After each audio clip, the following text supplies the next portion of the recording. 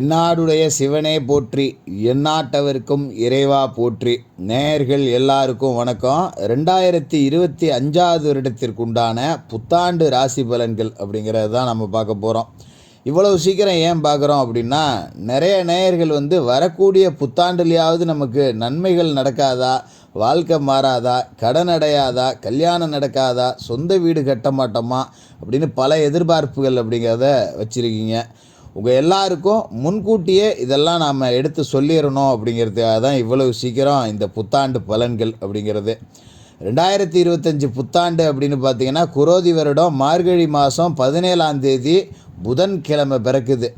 பொண்ணு கிடைச்சாலும் புதன் கிடைக்காதுன்னு சொல்கிற மாதிரி புத ஆதிக்கத்தில், புத்தி காரகனோட ஆதிக்கத்தில் இந்த வருடம் அப்படிங்கிறது பிறக்குது. இந்த ஆண்டு பலன்கள் அப்படின்னு பார்த்தோன்னா, வருட கிரகங்களோட நகர்வுகள் அப்படிங்கிறது தான் நம்ம பார்க்கணும். அந்த வகையில் பார்த்திங்கன்னா, முதல் பயிற்சியாக இந்த வருடத்தில் சனி பயிற்சி தான் வருது. மார்ச் 29ஆம் தேதி கும்பராசியில் ஆட்சி பெற்று உட்காந்துருக்கக்கூடிய சனி பகவான் மீனராசிக்கு குருவோட வீட்டுக்கு போகிறாரு. அதோட குரு பகவான் ரிஷபராசியில் இருந்துக்கிட்டு மே 14ஆம் தேதி மிதனராசிக்கு புதனோட வீட்டுக்கு போகிறாரு. சர்ப்ப கிரகங்களான ராகு கேதுக்களோட பயிற்சி அப்படிங்கிறது மே 18ஆம் தேதி நடக்குது. இதில் விஷப்பாம்பாக இருக்கக்கூடிய ராகு மீனராசியிலேருந்து கும்பராசிக்கு மே 18 மாறுது. அதே நாளில் விஷமற்ற பாம்பு கேது கன்னிராசியிலேருந்து சிம்மராசிக்கு மாறப்போகுது. இந்த கிரகங்களோட மாற்றம், இதோட பார்வை, இதோட பலாபலன்கள் அப்படிங்கிறது 2025 புத்தாண்டில் உங்களுக்கு என்னென்ன பலன்கள் கொடுக்க போகுது அப்படிங்கிறத பார்த்துருவோம். நேயர்கள் எல்லாருக்கும் புத்தாண்டு வாழ்த்துக்கள். கடகராசி நேயர்களே, உங்களுக்கு இந்த 2025 வருடம் புத்தாண்டு எப்படி இருக்குது அப்படின்னு பார்த்தோன்னா, ஒன்றும் சொல்கிறதுக்கு இல்லை அப்படிங்கிற மாதிரி தான் இந்த வருஷத்துக்குள்ளேயே நீங்கள் நுழைவீங்க. ஏன்னா ஏகப்பட்ட கஷ்டங்கள் அப்படிங்கிறது வெளியே சொல்லவே முடியாது. வெளியே சொன்னால் கூட நம்ம கஷ்டப்படுறோன்னு சொன்னால் அதை ரசிக்கிறதுக்கு தான் 10 பேர் இருக்கானுங்களே தவிர, சரி கஷ்டப்படுறானே உதவுவோமே அப்படின்னு 10 பேர் இல்லை. நம்மக்கிட்ட 10 ரூபா இருந்தால் வாங்கிறதுக்கு ஆள் இருக்கும். நம்மக்கிட்ட இல்லைன்னா கூட வச்சுக்கிட்டே நடிக்கிறான்னு நம்மளை புரணி பேசுகிறதுக்கு ஆள் இருக்கும். நமக்கு ஒன்றுனா 10 ரூபா கொடுத்து உதவ இருக்கோ, நமக்கு ஒரு உதவிக்கோ யாருமே ஆள் அப்படிங்கிறது கிடையாது. இப்படி ஒரு மோசமான காலகட்டம். எதனால் அப்படின்னு பார்த்தீங்கன்னா, உங்களோட ராசியில் அஷ்டம சனி. ஒரு பழமொழியை சொல்லுவாங்க பார்த்தீங்களா, அகப்பட்டவனுக்கு அட்டம சனி அப்படின்னு. அதாவது அஷ்டம சனி அப்படின்னாலே ஏகப்பட்ட சிக்கலில் நாம் அகப்பட்டுக்குவோம் அப்படிங்கிறது தான் இந்த அஷ்டம சனி அப்படிங்கிறது. அப்படிப்பட்ட அஷ்டம சனி காலகட்டம் அப்படிங்கிறது உங்களுக்கு ஓடிக்கிட்டு இருக்கு. அதாவது ஒரு மனிதனுக்கு பிரச்சனை அப்படிங்கிறது ஒரு விதத்தில், 2 விதத்தில், 3 விதத்தில் இப்படி வந்துட்டு போகும் வரும்.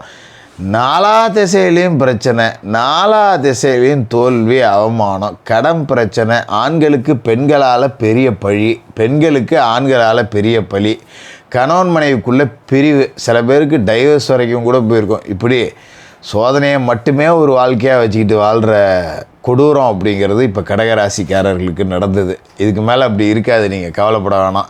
அதாவது இந்த காலகட்டத்திலே பார்த்திங்கன்னா, குரு பகவான் உங்களோட ராசிக்கு லாபஸ்தானத்தில் இருக்கார். லாப வீட்டில் குரு இருக்கார். எத்தனாவது இடத்துல?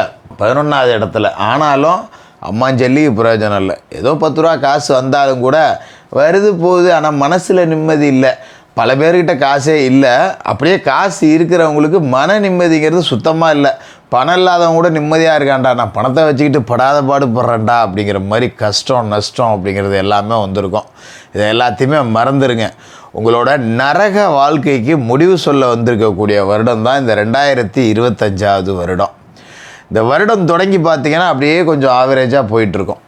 இந்த அஷ்டம சனி அப்படிங்கிறது இந்த கடைசி கட்டத்தில் ஓரளவுக்கு நம்ம நன்மைகள் அப்படிங்கிறதையும் செய்வாங்க. கர்ம வினைகளின்படி வாழ்க்கையை நடத்துகிறவங்களுக்கு, பிற உயிருக்கு தீங்கு விளைவிக்காமல், பிறரை ஏமாற்றாமல், பொய் சொல்லாமல், உழைக்காமல், ஓப்பி அடிக்காமல் நல்லா உழைச்சிட்டு இதெல்லாம் செய்கிறவங்களுக்கு ஓரளவுக்கு நன்மைகள் அப்படிங்கிறதையும் கிடைக்கும்.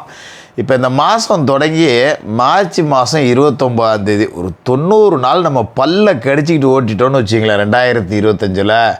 அதுக்கப்புறம் அற்புதமான யோக பலன்கள் அப்படிங்கிறது. ஏன்னா இந்த அஷ்டம சனி அப்படிங்கிறது மார்ச் 29ஆம் தேதி கழியுது. சனி பகவான் உங்களோட ராசிக்கு 8வது வீடான கும்பராசியிலேருந்து 9வது வீடான மீனராசிக்கு போயிடுறாரு. அப்பாடா அப்படிங்கிற மாதிரி நீங்கள் ஒரு நிம்மதி பெருமூச்சு விட்டுக்கலாம். இந்த 9ஆம் இடம் அப்படிங்கிறது சனி போகிற இடங்கிறது பாக்கியஸ்தானம், அதை மறந்துடக்கூடாது. பல வாய்ப்புகளை உருவாக்கி கொடுக்கக்கூடிய ஒரு ஸ்தானம், சொந்த வீடு கட்டக்கூடிய ஒரு ஸ்தானம். தந்தையார் மூலமாக உங்களுக்கு தந்தை வழி சொத்துக்கள் கிடைக்கக்கூடிய ஒரு ஸ்தானம். இப்படிப்பட்ட இடத்துல சனி உட்காந்து உங்களுக்கு சொத்து சுகத்தை உண்டாக்கி கொடுப்பாரு. பூர்வீக சொத்தில் ஏதாவது கேஸ் இருந்தால் ஜெயிச்சு கொடுப்பாரு. பாகப்பிரிவினைகள் சுமூகமாக முடியாமல் இழுபறியாக கிடந்ததுன்னா அது இப்போ சுமூகமாக முடியும். பிரிஞ்சு போய் அடிதடி பண்ணிக்கிட்டு இருந்த அங்காளி பங்காளி எல்லாம் இப்போ இதுக்கு மேலே ஒன்று சேருவீங்க. சரி, இப்போது எத்தனை காலம்தான் நம்ம அரடிக்கும் ஒரு அடிக்கும் நில சண்டை போட்டுக்கிட்டு இருக்கிறது, ஏதோ ஆளுக்கு பாதியாக பிரிச்சுக்குவோம் போ அப்படின்னு சொல்லிட்டு ஒன்று கூடுவீங்க. ரொம்ப நாளாக பேசாமல் இருந்த சொந்தங்கள், சில தலைமுறைகளாக பேசாமல் இருந்த சொந்தம் கூட ஒன்று சேர்ந்து இப்போ ஒரு குலதெய்வ கோயிலுக்கு போய் முக்கியமான விசேஷங்கள் எல்லாம் செய்யலாம். அப்படி ஒரு காலகட்டம் அப்படிங்கிறது தான் இந்த மார்ச் மாதத்துக்கு பிறகு. அதோட இந்த மார்ச் மாதம் இப்படி இருக்குது அப்படின்னா மே மாதத்தில் 2 மிக முக்கியமான பயிற்சி இருக்குது. என்ன பயிற்சின்னு பார்த்தீங்கன்னா, மே 14 ரிஷபராசியில் இருக்கிற குரு பகவான் மிதுன ராசிக்கு போகிறார். லாப வீட்டிலேருந்து விரைய வீட்டுக்கு போகிறார். விரைய வீட்டை குரு அழிச்சிடுவார், கவலைப்பட வேண்டியதில்லை. ஏன்னா குரு இருக்கிற இடத்த விட பார்க்குற இடத்துக்கு பலன் அதிகம். இந்த 12வது வீட்டுக்கு குரு வந்த பிறகு பார்த்திங்கன்னா அற்புதமான விரைய செலவுகளை கொடுப்பார். நம்ம சந்தோஷமாக செலவு பண்ணுவோம். வீடு கட்டலாம், பிள்ளைகளுக்கு திருமணம் செய்யலாம், வெளிநாட்டுக்கு அனுப்பி கல்வி பயில வைக்கலாம், பெரிய வீட்டுக்கு தேவையான ஆடம்பர பொருட்கள் நகை நட்டெல்லாம் சேர்க்கலாம். இந்த காலகட்டம் தான் நமக்கு ஒரு ஆடம்பர வாழ்க்கை அப்படிங்கிறத அமைச்சு கொடுக்கக்கூடிய ஒரு வாழ்க்கை அப்படிங்கிறதா இருக்க போகுது. இதே நேரத்தில் பார்த்திங்கன்னா குரு பகவானோட பார்வை அப்படிங்கிறது ராசிக்கு 4, 6, 8 இந்த வீட்டில் விழுந்துடும். குரு பயிற்சியான பிறகு குரு பார்க்குறதால 4வது வீடு, 6வது வீடு, 8வது வீடெல்லாம் புனிதம் அடையுது. 4வது வீட்டை குரு பார்க்குறப்ப சுகஸ்தான வலிமை அடையுது.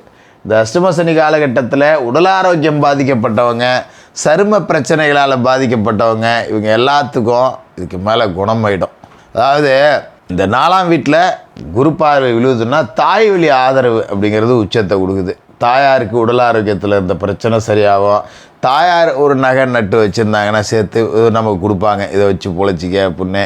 தாய் வழி சொத்துகள் சிலருக்கு கிடைக்கக்கூடிய வாய்ப்பு. தாயார் வழியில் தாய் மாமன், இந்த அப்பா என் தங்கச்சிக்கு இந்த என் அக்கா சொத்து அப்படின்னு நம்ம கொடுப்பாங்க. அது மாதிரி தாய் மாமனால் நிறைய நன்மைகள் அப்படிங்கிறது நடக்கக்கூடிய ஒரு காலகட்டமாகவும் இருக்கும். இந்த 6ஆம் இடத்துலையும் குரு பார்வை அப்படிங்கிறது விழுவுது. 6 அப்படிங்கிறது கடன், நோய், பகை, எதிரிகளை குறிக்கக்கூடிய இடம். ருணரோக சத்துருஸ்தானம், எதிரிகள் ஸ்தானம். இந்த இடத்துல குரு பார்வை விழுவுதுன்னா நம்மளோட கடன் எல்லாம் அடைஞ்சு நிம்மதியாக இருக்க போகிறோன்னு அர்த்தம். இதுதான் பெரிய ஒரு முக்கியமான விஷயம். கடன் இல்லாத ஒரு வாழ்க்கை அப்படிங்கிறது உங்களுக்கு அமைய போகுது 2025. அதே மாதிரி உடம்புல நோய் நொடி இருக்காது, எதிராளிகள் இருக்க மாட்டாங்க. அலுவலகத்தில் வேலை செய்கிறோன்னா நம்மளை போட்டு கொடுக்கணுன்னே 4 பேர் இருப்பான். நம்ம முன்னாடி நல்லது பேசிட்டு பின்னாடி போய் குழி பறிக்கிற வேலையை செய்வானுங்க. இனிமேல் அவங்க பாய்ச்சாலாம் பலிக்காது, உங்கள் பாய்ச்சாதான் இனிமேல் பலிக்கும். மேல்மட்ட அதிகாரிகள் உங்களுக்கு ஆதரவாக மாறுவாங்க. எதிராளிகள் எல்லாமே உங்ககிட்ட தோற்று ஓட போகிற ஒரு நேரம் அப்படிங்கிறது தான். உடல் ஆரோக்கியத்தில் இருந்த பிரச்சனை அப்படிங்கிறதும் நல்லபடியாக இருக்கும். அதுமாரி 8ஆம் இடத்துலையும் அவரோட பார்வை விழுவுது. அப்படிங்கும்போது வாழ்க்கையில் ஒன்று கிடக்க ஒன்று நினச்சிக்கிட்டு மனசை போட்டு குழப்பிக்கிட்டு மனசை அலபாய விட்டுக்கிட்டு இதை செய்கிறதா அதை செய்கிறதா, இங்கே இவ்வளோ பிரச்சனை இருக்கே, அங்கே அவ்வளோ பிரச்சனை இருக்கே அப்படின்னு குழப்பத்தோடு நிம்மதி இல்லாமல் தூங்காமல் கொள்ளாமல் கடந்து உடம்பை கெடுத்துக்கிட்டவங்களுக்கு கூட ஒரு நிம்மதியான உறக்கம் வரும். வாழ்க்கையில் ஜெயிச்சிட்டண்டா அப்படின்னு ஒவ்வொரு நாளும் தூங்க போகும்போது இன்றைய நாள் நமக்கு நல்லபடியாக முடிஞ்சிருச்சு அப்படிங்கிற நிம்மதியோடு நீங்கள் போய் உறங்க போவீங்க. அப்படிப்பட்ட நாட்களாக இந்த காலகட்டம் அப்படிங்கிறது அமையும். அதோட முக்கியமான விஷயம் பார்த்திங்கன்னா, உங்களோட ராசிக்கு ராகு 9லேருந்து 8க்கு வரார், அட்டமத்துக்கு ராகு வராரு, தனஸ்தானத்தில் கேது வராரு. அதாவது ராகு மீனத்துலேருந்து கும்பத்துக்கும், கேது கன்னியிலேருந்து சிம்மத்துக்கும் ரிவேர்ஸில் வருவாங்க. அந்த கிரகங்கள் பின்னோக்கி பயணிக்கக்கூடிய கிரகங்கள். இப்போ இந்த அஷ்டமத்தில் ராகு இருக்கார் அப்படிங்கிறது நல்லதா கெட்டதா ஜோசியரை அப்படின்னா நல்லது தான், தப்பு கிடையாது, பயப்பட வேண்டியதில்லை. ராகு 8க்கு வந்தார் அப்படின்னா கூட பெரிய அளவில் பாதிப்புகள் அப்படிலாம் கொடுக்க மாட்டார். சின்ன சின்ன பிரச்சனைகள் அப்படிங்கிறது வரும். ஒரு அஜீரண கோளாறு, உணவு ஒவ்வாமை, சாதாரணமாக ஒரு வெளியில் போனோம்னா ஒரு பூச்சி கடிக்கிறது, இந்த மாதிரி இதெல்லாம் வரும். அதனால் கொஞ்சம் வெளியில் போகும்போது வனப்பகுதியெல்லாம் போகும்போது இந்த விஷ ஜந்துக்கள் கொஞ்சம் எச்சரிக்கையாக இருந்துக்கிறது அப்படிங்கிறது நல்லது. கேது 2ஆம் வீட்டுக்கு வரார் அப்படிங்கிறதால நிறைய ஆலய வழிபாடுகள்லாம் செய்வீங்க. பிரசித்தி பெற்ற ஆலயங்களுக்கெல்லாம் போவீங்க. நிறைய மந்திரங்கள் தெரிஞ்சுப்பீங்க. கடவுளை வணங்குறது எப்படி அப்படிங்கிறதுல உங்களோட சிந்தனை அப்படிங்கிறதுல தெளிவு பிறக்கும். இந்த மந்திரத்தை நம்ம கற்றுக்கணும், இந்த கோயிலுக்கு போனால் இப்படி வணங்கணும் அப்படின்னு ஒரு பெரிய ஆன்மீகவாதியாகவே நீங்கள் மாறுவீங்க. அந்தளவுக்கு வாழ்க்கையில் நல்லது நடக்கும். நம்ம கடவுளை நோக்கி பயணம் செய்கிறோம் அப்படின்னா, நம்ம அதை சார்ந்து சிந்திக்கிறோம் அப்படின்னாலே நமக்கு மனசு சுத்தமாக இருக்குது அப்படின்னு அர்த்தம். மனசு சுத்தமாக இருந்தது அப்படின்னாலே சகலமும் சுத்தமாக இருக்கும். இந்த அஷ்டம சனி காலகட்டத்தில் பட்ட கஷ்டங்கள் அனைத்துக்கும் தீர்வு கொடுக்க போகிற வருஷமாக 2025 புத்தாண்டு இருக்கும். அதாவது பெரும்பாலும் பார்த்தீங்கன்னா அஷ்டம சனிங்கிறது அவமானப்படுத்தி இருக்கும். பெண்களுக்கு ஆண்களாலேயும், ஆண்களுக்கு பெண்களாலேயும். அது கணவனாக இருக்கலாம், அண்ணன் தம்பியாக இருக்கலாம். பெண்களுக்கு இந்த மாதிரி இருக்கும். ஆண்களுக்கு பார்த்திங்கன்னா மனைவி, இல்லை காதலி, இல்லை தாயார், சகோதரி, யார் மூலியமாக, இல்லை கூட வேலை செய்யக்கூடியவங்க மூலமாக, இப்படி ஏதாவது ஒரு விதத்தில் ஒரு வீண் பழிக்கு நாம் ஆளாயிருப்போம். அதை தொடச்சி எரிஞ்சு உங்களை கடனை எல்லாத்தையும் அடைச்சி கௌரவத்தோடையும் செல்வாக்கோடையும் பண வசதியோடையும் வாழ வைக்கக்கூடிய ஒரு வருடமாக தான் 2025 புத்தாண்டு இருக்கும். கடகராசிக்காரர்களுக்கு புத்தாண்டு வாழ்த்துக்கள்.